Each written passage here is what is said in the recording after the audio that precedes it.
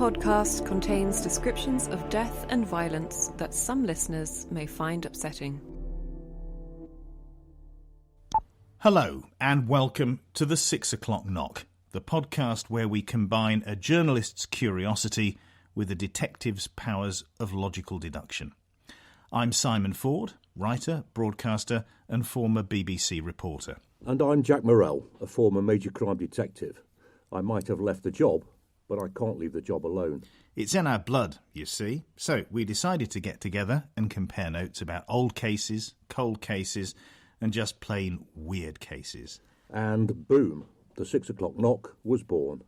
We're going to get under the skin of one of the most violent, sinister and mysterious British criminals of the 20th century. The expression reign of terror could have been coined to describe his career of crime. So little is known about this mercurial murderer and kidnapper, we've reimagined some moments from his life using eyewitness testimony, court transcripts and accounts from the period. His name was Donald Neilson, but in the 1970s he was known and feared by the nickname bestowed on him by the press, the Black Panther.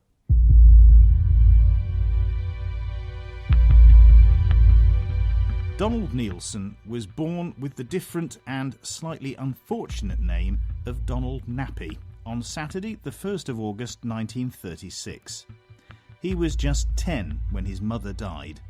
He was bullied at school and he soon found himself in trouble with the law. It was military service that interrupted his downward spiral. The teenage Donald Nappy had met the love of his life, the British Army. It was more than a love affair, though. It was an obsession. Squad! Squad! Get it! By the right. Quick! March! Just! Nappy Rash, got any fags? It was the kind of stupid remark Donald Nappy was used to hearing from his fellow conscripts in the King's Own Yorkshire Light Infantry. A zealous non-smoker, Lance Corporal Nappy drew himself up to his full 5 feet 4 inches and bellowed, "Get a bloody move on, you lanky streaks of piss, before I put you both on a charge." All because he turned down his cigarette ration instead of sharing it with the other soldiers. "Bloody one striper, fucking short ass, little Hitler." Nappy. His surname had been a source of torment from almost the day he was born. Bullied at school, the taunting continued when he enlisted in the army for national service. But despite having to repeat his basic training and a uniform that always appeared a size too big, the army life suited young Donald. It was regimented and orderly.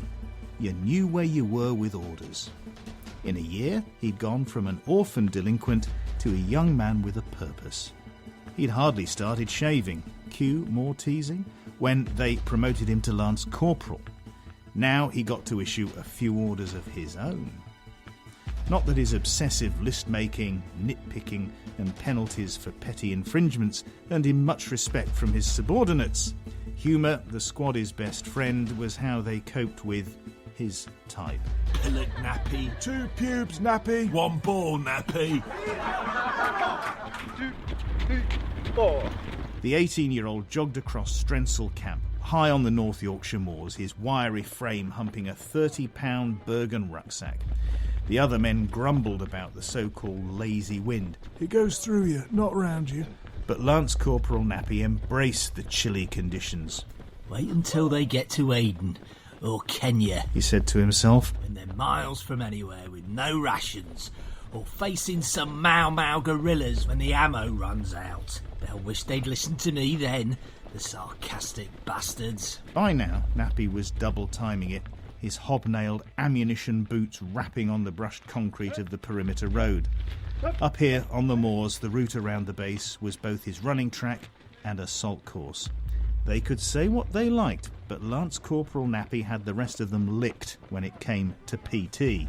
Just don't mention that business with the SAS lads. Absorbed in the rhythm of running, Donald Nappy was enjoying a daydream in which he, as commander of his own elite unit, showed the SAS how to do it properly. This unforgivable lapse of vigilance explained, as he would later tell himself, his failure to register the parked Land Rover. With heart-stopping suddenness, Colonel Nappy of the Special Air Service found himself face to face with an enraged Alsatian. He was so close that the foam flying from its gnashing jaws caught him full in the face. Sweet Jesus Christ! He roared. Somebody get that fucking monster under control. Sorry, Corporal. Replied the handler, smirking as he jumped out of the canvas-covered Land Rover. Spartan's been cooped up all day. You know what he's like when he hasn't had his exercise. Despite varying his route and the timing of his runs, Lance Corporal Nappy was prone to encounter the same dog with uncanny regularity. This time, the Alsatian had emerged from the tarpaulin at head height, like some furious canine cuckoo from a clock. Exercise my arse, Private. Insubordination. Fatigues. Guard room. 1,500 hours. Got it! What about Spartan? Is he on fatigues as well, Corporal? The snarling dog was straining at the leash, dancing like a bear on its hind legs. Lance Corporal Nappy hoped the sentry hadn't seen that his knees were knocking under his khaki drill shorts. Bloody dogs. He hated bloody dogs. 1,500 hours. And think yourself lucky I don't have the bugger shot. The private jumped to attention, snapping up a salute. Dismissed! Nappy spat back, infuriated that his voice was an octave higher than normal. He swallowed hard and was waiting for the Land Rover to disappear when he thought he heard a whisper. Don't worry, Spartan. He won't shoot you. He wouldn't know which way round to point the bloody gun. Nappy scanned the heather and the gorse, but there was nobody there. Bloody imagination, getting the better of him. In the distance, a helicopter was circling.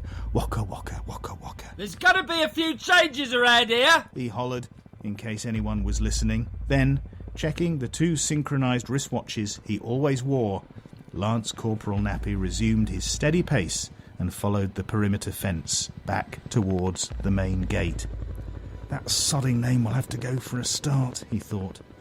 No son of mine will be saddled with a moniker like Nappy. Dirty Nappy. Nipper Nappy. Naffy Nappy. He'd had enough. He fancied Neilson. That had a ring to it. That would get respect.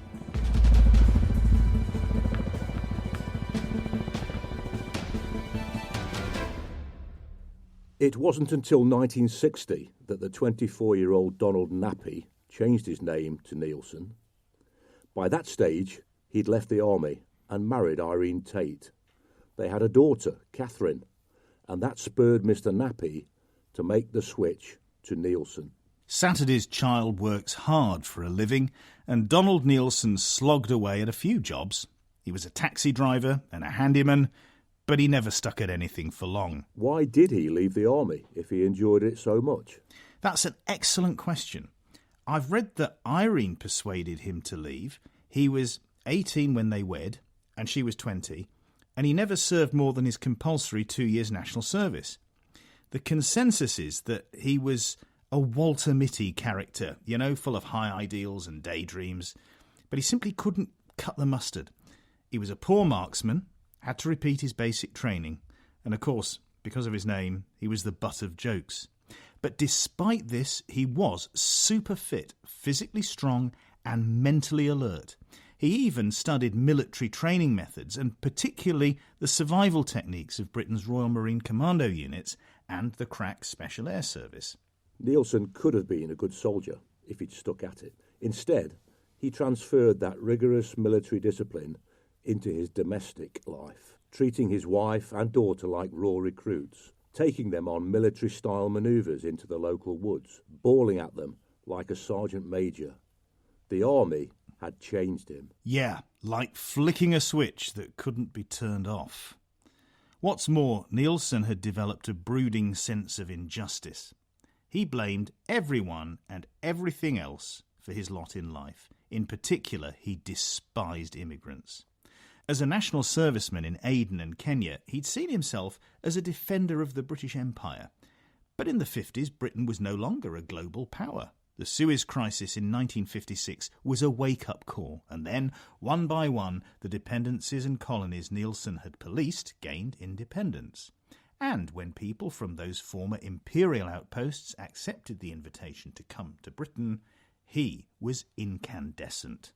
In his home city of Bradford, Neilson watched as his old neighbours moved up the social ladder to the new housing estates, being replaced by families from India, Pakistan and Sri Lanka. He heard stories of the Asian landlord arriving with a suitcase full of money and buying up half a street. Urban myths like this confirmed Neilson's prejudices. Why was he struggling to make ends meet when these foreigners had money to burn? He wanted his own suitcase full of money, and he wouldn't get it by taxi driving or building garden sheds.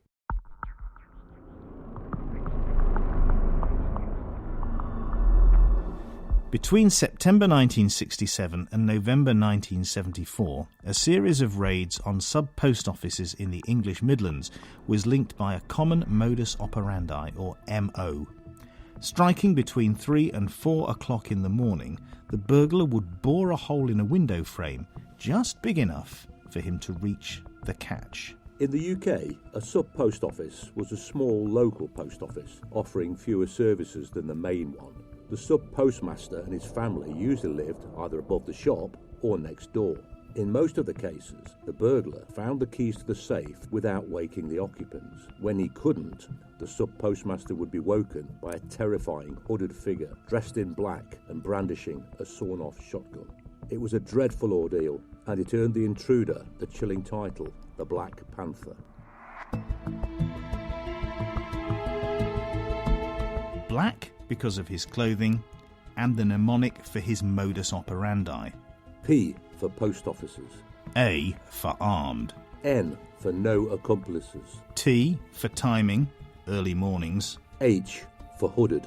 E for entry, with a drill. And R for rouses occupants.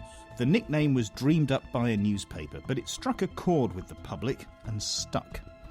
They missed one thing off the list. C for cuts telephone wires didn't fit. But this was another hallmark of a Panther raid. Neilson later confessed that his principle had been a shotgun, a postmaster and wife, adding, "They've got to give you money. My thinking is that if you've got a bloke in a detached house, in bed, he's at a psychological disadvantage." But he'd forgotten the maxim, an Englishman's home is his castle. So far, none of the Panther's victims had been physically hurt, but it was only a matter of time before there was a tragedy. During a raid at Haywood in Lancashire, the gun went off, blowing a hole in the postmaster's bedroom ceiling. It was the overture to a symphony of violence that shocked the nation.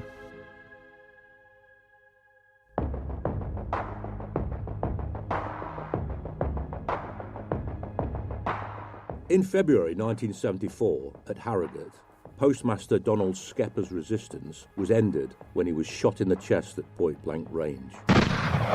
The force of the firearm threw him back onto the bed, and he died in his wife's arms. That September, ex-Royal Marine Derek Astin fought with the masked intruder at another sub-post office in Harrogate. Despite taking a shotgun blast in the shoulder, Astin threw the Panther downstairs. The intruder recovered, drew a pistol, and coolly shot Derek Astin dead. November 1974 saw another outrage.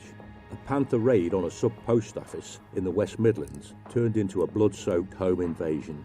Police found the body of Sidney Grayland, riddled with 6 bullets from a .22 caliber handgun.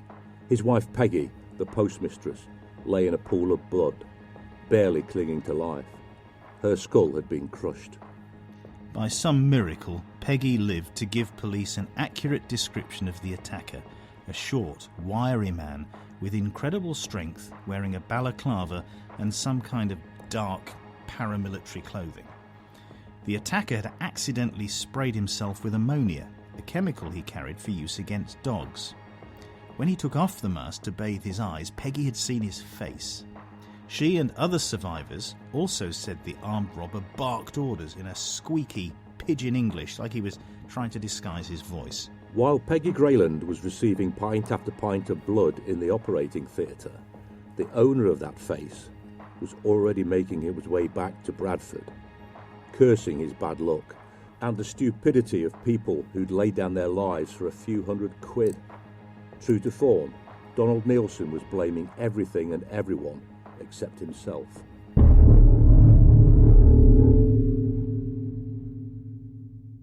When I put on a mask, I'm a different personality, Neilson would later tell psychologist Dr. Hugo Milne. But when not in his disguise as the Black Panther, Neilson was living a furtive life, disappearing for days on end before reappearing unexpectedly at all hours of the day and night. These absences were a relief to his wife and daughter Catherine, who was rebelling against her father's iron rule.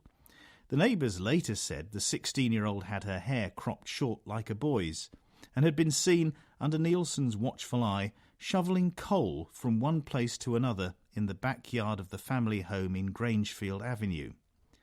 As for her dad, the neighbours gave him a nickname, Castro. Little did his wife and daughter know that father was planning to retire at the ripe old age of 38. He'd had enough of robbing post offices for peanuts. With military precision, he'd spent 3 years planning the big one. Ironically, the big one was to involve, inadvertently, a girl just a year older than his own daughter. It would be the first in a catalogue of cock-ups that would turn the big one into the biggest mistake of Donald Neilson's life. The Black Panther was, in the words of Commander John Morrison of Scotland Yard, about to become the sewer rat.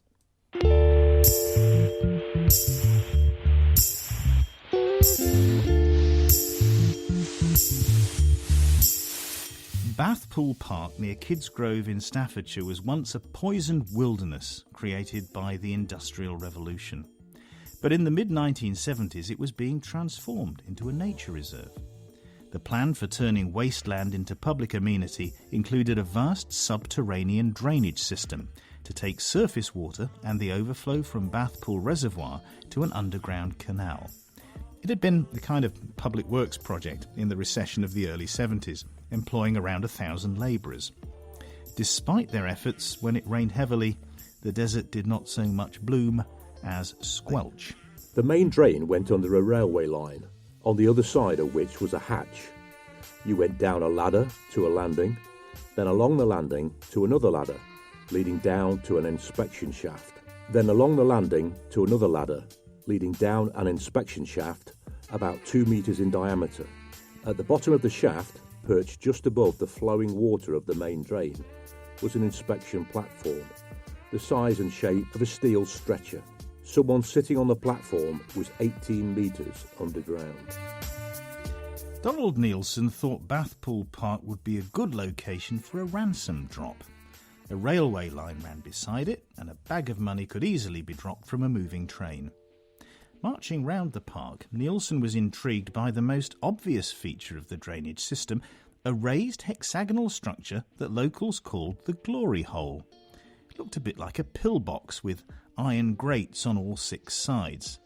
They were supposed to stop children, dogs and the like falling down it, and with good reason. A 12-metre vertical shaft dropped down to the main drain. Neilson wrecked the area, crossing the railway bridge north of the Glory Hole before turning right to follow the tracks southbound. There, on the embankment, was the raised edge of an inspection cover. The Glory Hole was 100 metres due west of this position. Behind him, at his 4 o'clock, was the opening of a disused railway tunnel. The hatch opened easily, and Neilson climbed down into the void. Half a minute later, he appeared again, with a look of grim satisfaction on his face, and set off back to the car park. Lieutenant Colonel Neilson directed some imaginary mortar fire onto the insurgents in the Glory Hole bunker, allowing an entire division to sweep into Kidsgrove unopposed. "There's a conspicuous gallantry cross with your name on it, Neilson," beamed the general, saluting the little hero who'd failed his basic training. They're laughing on the other side now, thought Neilson as he climbed behind the wheel of his trusty Austin Champ, just in time for the victory parade down Whitehall. As per his training, he'd committed the battlefield topography to memory. A few minutes later, with the heater on full blast, he realised he'd also stepped in dog shit. So, Bathpool Park was chosen as the setting for the big one. The Panther could use his knowledge of the drainage system, the old railway tunnel, and local roads to evade capture, as if he needed any more convincing that he'd made the right choice. The pub around the corner was called the Rifleman. It was prophetic. The idea captured his imagination when he was reading a back issue of Reader's Digest. It told the story of Barbara Mackle, an American university student and real estate heiress who was kidnapped and kept alive in a box underground. The ransom was delivered and the kidnappers made off, but the FBI soon had him in custody. It was superficially a good plan, thought Neilson, but the kidnappers made basic errors. They knew nothing of escape and evasion, something in which he was a specialist. And there were two of them, with the first one soon ratting on the other. But the Panther acted alone. One thing bothered him, though. American ransom demands were $1 million plus, but who could lay their hands on that amount of cash at short notice? Any sensible British kidnapper would have to be more realistic. And they would need a bulletproof escape plan so they could get away and enjoy their ill-gotten gains. Or, if the plan went pear-shaped, to escape full stop. And what was the specialism of the Black Panther? Avoiding capture. Getting away with it. He'd been getting away with it all his life. Now it was time to get away with a sum large enough to provide for his retirement, but not so big as to be unrealistic. Something like £50,000 should do it. £50,000 in 1975 is worth $400,000 in 2021. A modest enough sum for anyone reasonably minted, and certainly a price worth paying for the safe return of a loved one. Donald Neilson mulled over his idea for the big one, polishing it in his mind while engaged in the more mundane business of robbing some post offices. But his bread and butter work was getting riskier. He'd been forced to kill 3 times. To his extreme annoyance, the woman he left for dead in Langley had survived, and provided an uncannily accurate photo fit of him. The main object was always to stay anonymous and escape arrest, even if that meant leaving empty-handed. His wife was under orders to cash stolen postal orders discreetly, but that was now unacceptably risky, and sub-post offices were carrying less cash because of the Panther robberies. The post office had even put up a £25,000 reward for information leading to the capture of the Black Panther, and Neilson reckoned he was worth at least twice that. It was time to put the plan into action. For 3 years he'd had a target in mind, the son of coach firm owner George Whittle. Ronald Whittle had inherited the company, and his mother, George's second wife, Dorothy, was supposedly worth a small fortune. It was public knowledge, because when George Whittle's first wife found out, she went to court claiming a share of the cash. It was just the kind of tale to send the Daily Express readers into a tizzy, and it just so happened that Donald Neilson was an avid Express reader. Ronald Whittle, a young lad, probably soft, certainly no match for the super-fit Panther. Or Dorothy, she'd do if he couldn't get Ronald. Neilson staked out the family's home, Beechcroft, in the village of Highley in Shropshire. It was detached, and the surrounding countryside gave plenty of cover. Panther country.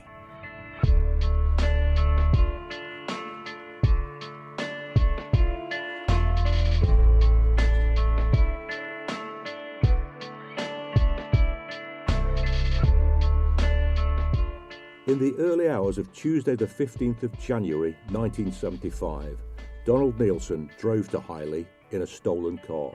He donned his disguise. The Black Panther cut the telephone wire before breaking into Beechcroft through the garage.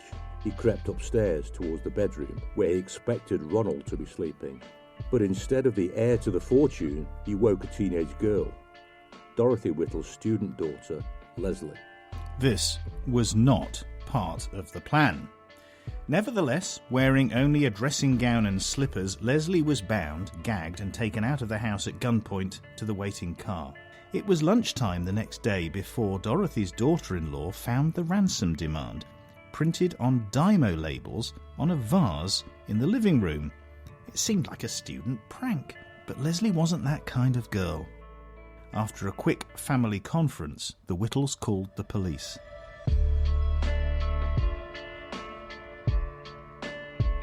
For the next 3 days, Donald Neilson kept Leslie Whittle prisoner at the bottom of the inspection shaft in Bathpool Park. With just enough room to lie down on the oblong platform, she was naked, except for a sleeping bag, some blankets, and a plastic sheet.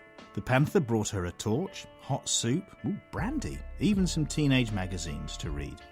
He put on that strange, squeaky voice and spoke in pidgin English.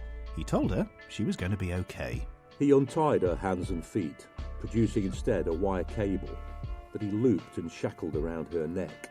The other end was bolted to the platform.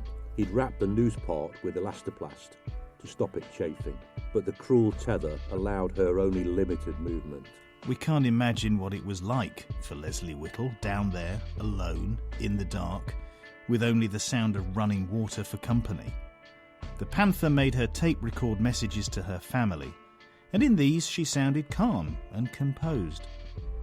But the batteries in that torch would have run out, the soup gone cold, and the draught penetrated Leslie's cocoon of blankets, sleeping bags, and foam rubber mattresses.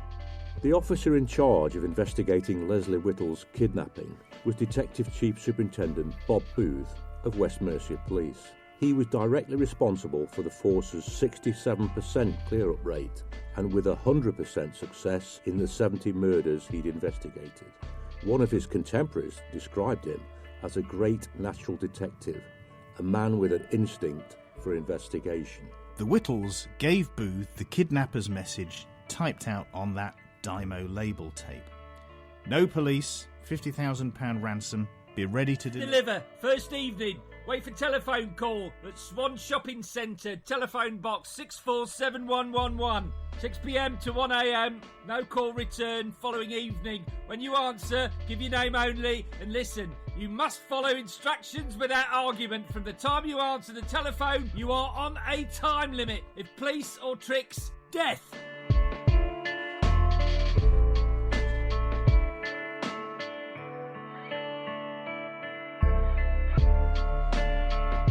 And so, that evening, Ronald Whittle waited beside the 3 phone boxes in the Swan Shopping Centre with 2 suitcases full of banknotes. He was watching out for the kidnapper, or an accomplice, and the police were watching him. Nobody expected the media to turn up, but boy, they did, mob-handed. They'd been tipped off by a freelance journalist who lived in Highley and had heard what was going down. Suddenly, Bob Booth had reporters and cameras to deal with. Convinced the kidnapper had been scared off, he hastily convened a press conference.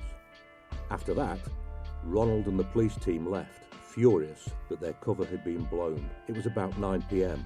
Around midnight, the phone in one of those phone boxes started ringing. A curious passerby answered it, but whoever was on the other end hung up.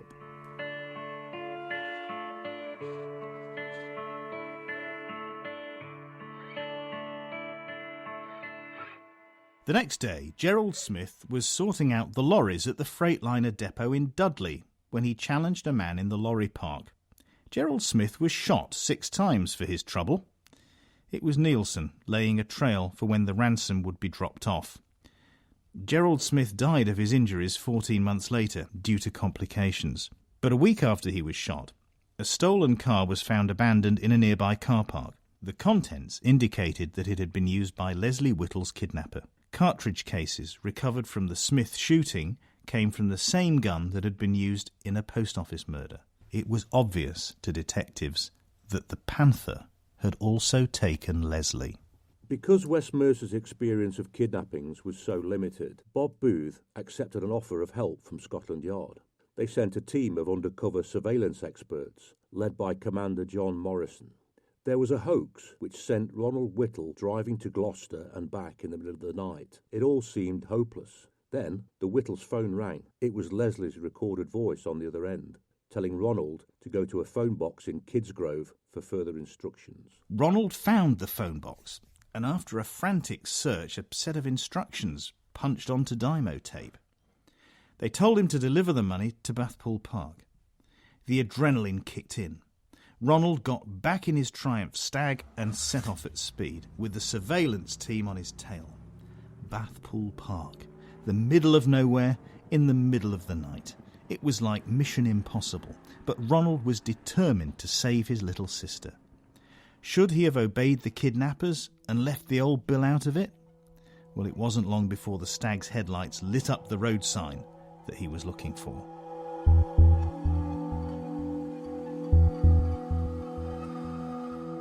The dymo tape instructions read, "Go to the end of the road and turn into Boat Horse Lane.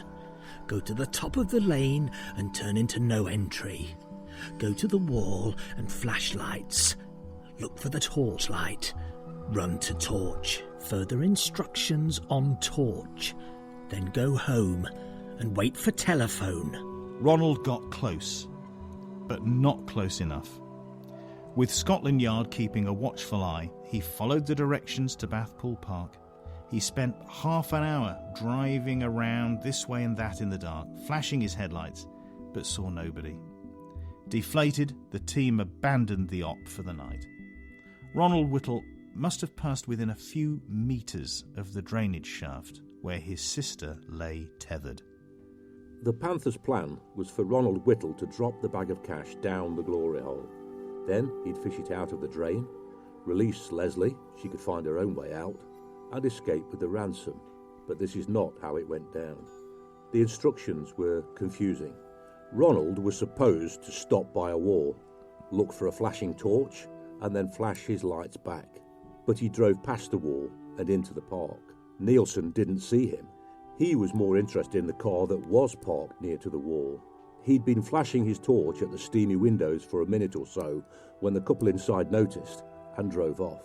Dirty bloody pervert! So there the Panther was, on his own, in the dark, while Ronald Whittle was at the other end of the park, forlornly flashing his headlights. To make matters worse, a Staffordshire police car swung into the car park. West Mercia hadn't told staffs about the ransom drop in their territory. It was just a routine patrol, but Neilson didn't know that. Paranoia and panic seized the Black Panther. He was sure he could hear helicopters. Waka waka waka waka. For another, fuck, he thought he could hear dogs. Oh, he hated dogs. Alsatians, bloodhounds. They'd all be after him. He'd seen what bloodhounds could do to a human body when he was stationed in Kenya. Neilson ran back to the drainage shaft hideout, scattering smashed-up pieces of kit as he fled. Binoculars, an anorak, a plastic raincoat, a hammer, ripped-up holdall, 2 vacuum flasks, sugar buns, a tape recorder, scrunched-up dymo tape. One strip said, "Dump suitcase in hole." All these were later found strewn across Bathpool Park. These clues were handed in by members of the public, by kids mostly, in the days that followed. There was no thorough police search of the park until 7 weeks later. The arrival of that Staffordshire police car was the crowning cock-up in a catalogue of cock-ups. At no point did West Mercia tell neighbouring staffs they were operating in their area. If they had, there'd have been no Bobby doing his rounds to spook the kidnapper. Bathpool Park lies at the intersection of different police areas. That could have been another reason why the Panther chose it for the ransom drop, to exploit the lack of coordination between forces.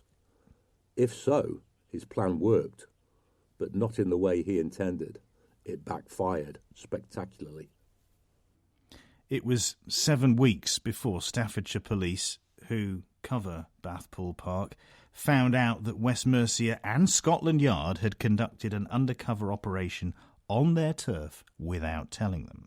When news reached him, the Chief Constable of Staffordshire, Arthur Rees, ordered an immediate search, and that was how Leslie's body was found. On the 7th of March 1975, she was hanging from a wire at the bottom of the drainage shaft, where Neilson had tethered her.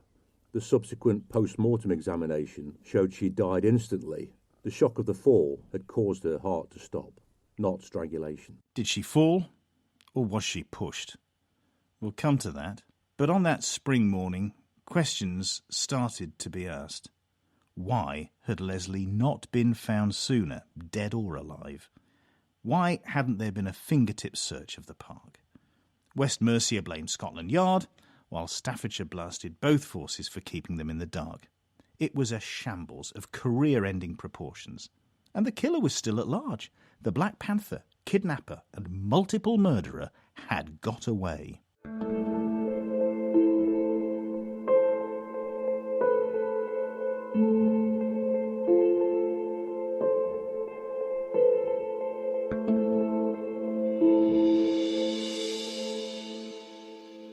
You've now had time to realise the magnitude of this case. A ruthless criminal has been operating across the Midlands and the north of England. He had committed murder, and he'd gone on to kidnap a young woman and blackmail her family. Now, as a former detective, I can say it was not a proud moment for the police service. Not only was there a lack of coordination to catch the Panther before he turned to kidnapping, it was the tragedy of Leslie Whittle's death that exposed the police blunders in the worst way possible. The question has always remained, could she have been found alive? Chief Superintendent Booth had been reluctant to hand over the reins to John Morrison of Scotland Yard. He was forced to eventually. For some reason, though, all the Panther's earlier crimes were not brought under one central command. Was this another case of egos getting in the way of proper management decisions? I don't know. But whatever the rivalries between West Mercia, Staffordshire, the West Midlands and Scotland Yard were, there was one simple objective in those 3 days, and that was quite simply to find Leslie Whittle alive. Now, in my career, I was fortunate to benefit from the lessons learned from those mistakes of the Wild West policing up to the 1980s. I have experience of kidnaps and hostage situations, and they are standalone investigations, referred to as crimes in action. They all have the same objective, the safe resolution and rescue of the hostage. The criminal investigation, nailing the offender, comes second. Crimes in action require specially trained staff, and their work is done when the hostage is found. Regional police forces are now able to deal with these kind of cases. The key to them is to set them up in a covert way, even within the police organisation. We are now much, much better at it. And I have to say, for Simon's credit, so are the journalists. The police put far more resources into media and communications now. The days of those conversations in pubs between the police, journalists and lawyers, they're long gone. You have to have some sympathy, though, for Chief Superintendent Booth. Somebody had leaked news of the kidnapping to a freelance journalist, and Booth was put on the back foot at a critical time. There were even rival press conferences at Dudley about Gerald Smith and at Kidsgrove about Leslie Whittle. It was complete disorganisation. Nowadays, kidnapping comes with a news blackout. Then there was the blame game over why Bathpool Park wasn't searched after the failed ransom drop. Mr. Booth had assumed that the Met Police had searched it, a critical error, particularly when all the communication from the Panther had stopped at that point. A search could have been made in a reasonably covert way. Even in those days, a search of the draining shaft could have been done without drawing too much attention. Again, I don't want to sound too critical. After all, Neilson was a rare type of villain, extremely dangerous and calculating. Let's face it, if he aborted the whole operation at Bathpool Park, with Leslie being alive, he could have made one phone call to alert the police to where she was. He didn't, either because he knew she was dead or didn't care what had happened to her. My career was made easier by the organisational changes that came from others' mistakes. I get the fact that there used to be strong rivalry between departments, not only police forces. It still doesn't justify the squabble between West Mercia claiming that Staffordshire had got their body. This resulted in West Mercia investigating the kidnap and Staffordshire looking into Leslie Whittle's murder. There's an article published in the Police Review magazine from 1984, and it reports on the final public humiliation for the police at Neilson's trial. Neilson's defence to murder was that Leslie must have fallen to her death. The prosecution used the accounts of Staffordshire and Met officers to explain how she was found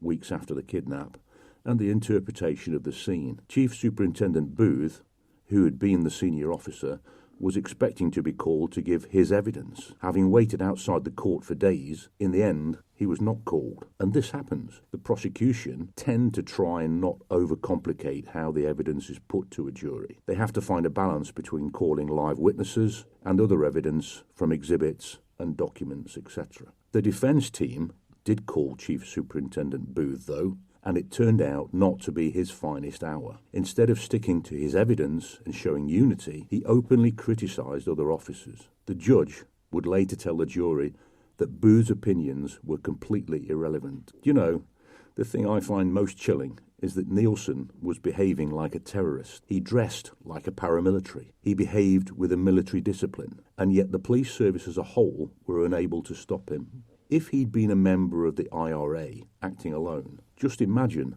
what havoc he could have caused.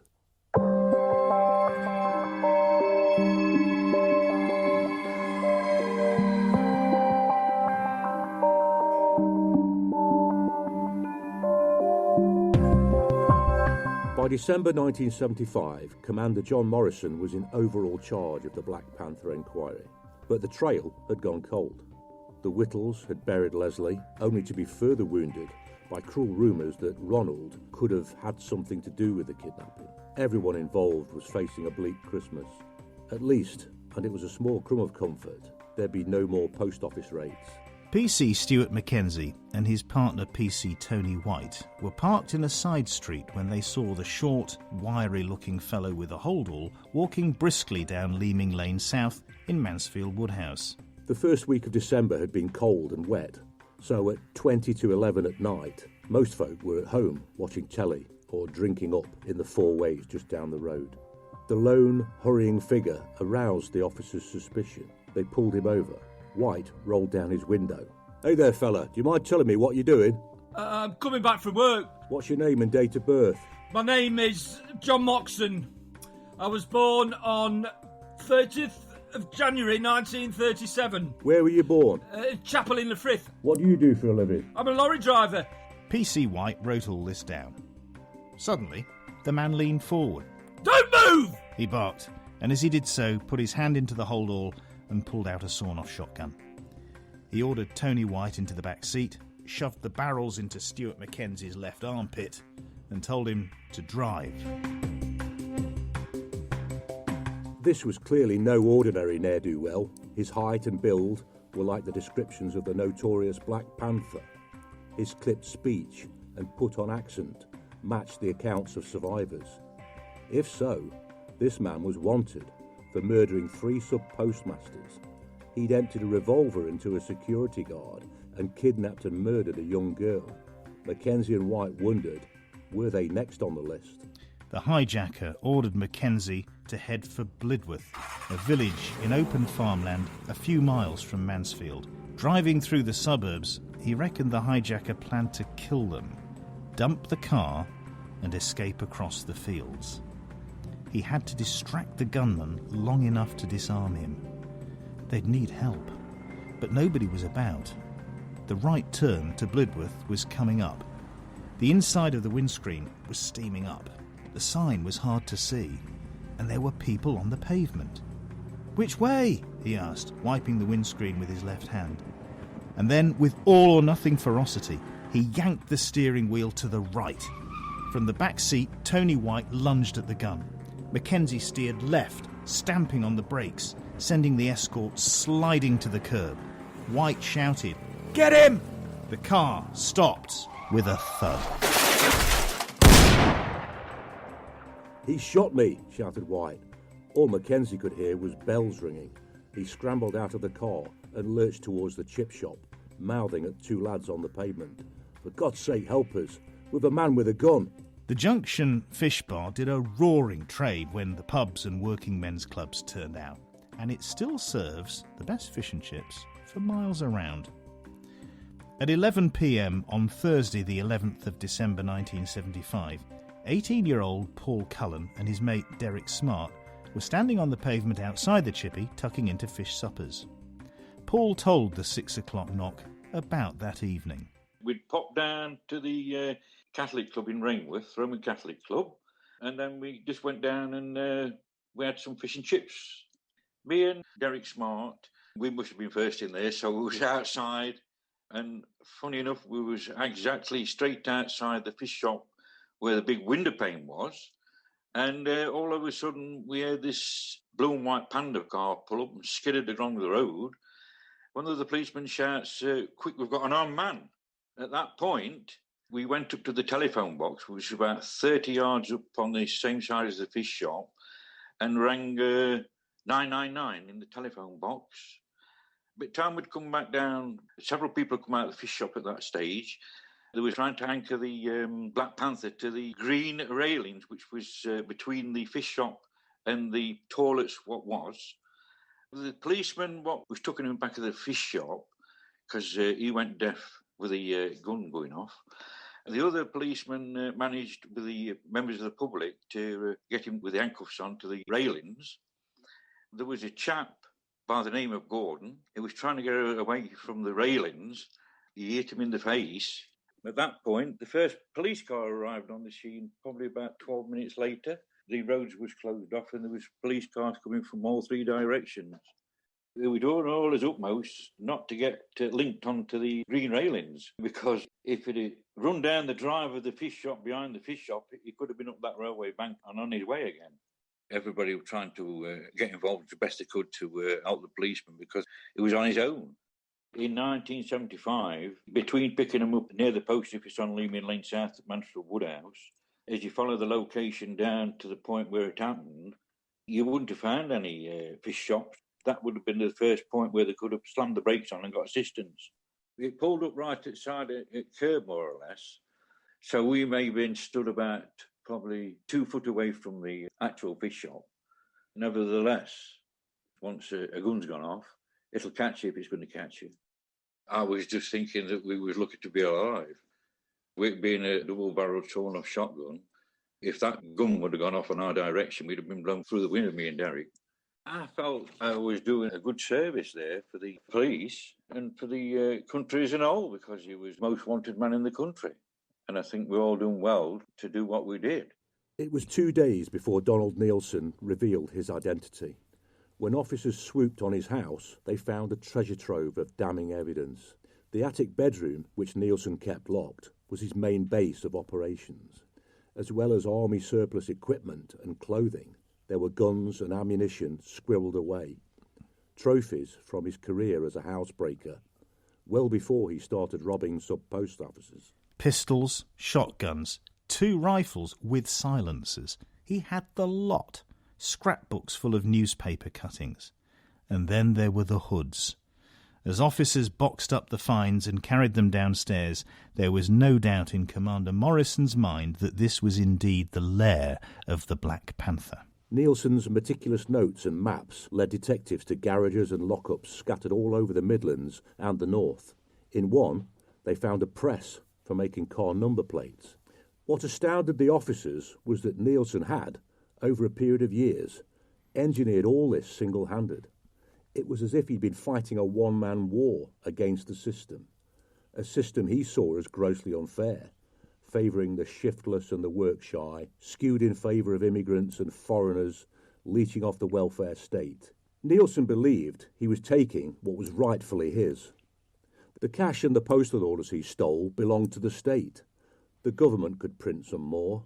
His robberies should have been victimless, except for those too stupid to see it from his point of view. And then there were the Whittles, rolling in a snowdrift of cash salted away by George, who'd been keeping his ex-wife living on a pittance for 30 years. The injustice made Neilson's blood boil with righteous indignation. The kidnapping would right 2 wrongs. He would get a well-deserved pension, and the Whittles would learn a thing or two about humility. But there was no pot of gold. Most of the inheritance was tied up in the coach firm, and the liquid assets were sensibly controlled. For instance, Leslie wouldn't inherit a penny until she was 25. And at the end of the day, she'd have burned it all just to have her dad back. Shakespeare wrote, "O beware, my lord, of jealousy. It is the green-eyed monster which doth mock the meat it feeds on." Donald Neilson was about to experience mockery like never before. Stripped of his Black Panther alter ego, he was no longer a fearsome night stalker, able to slink away into the shadows. His bitterness and jealousy left a trail of death and devastation. Now he was banged to rights, and in any other case, that would have been the end of the story. But this one's different, because Britain's most wanted man had one last trick up his sleeve.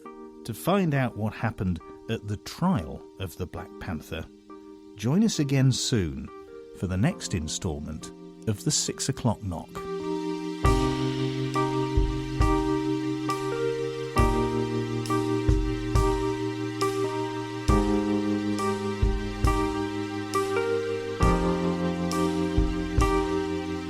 The 6 o'clock knock is presented by Simon Ford and Jack Morrell and produced by Paul Bradshaw and is available on every major listening app. Please help us spread the word by giving us a 5-star review and telling your friends to subscribe.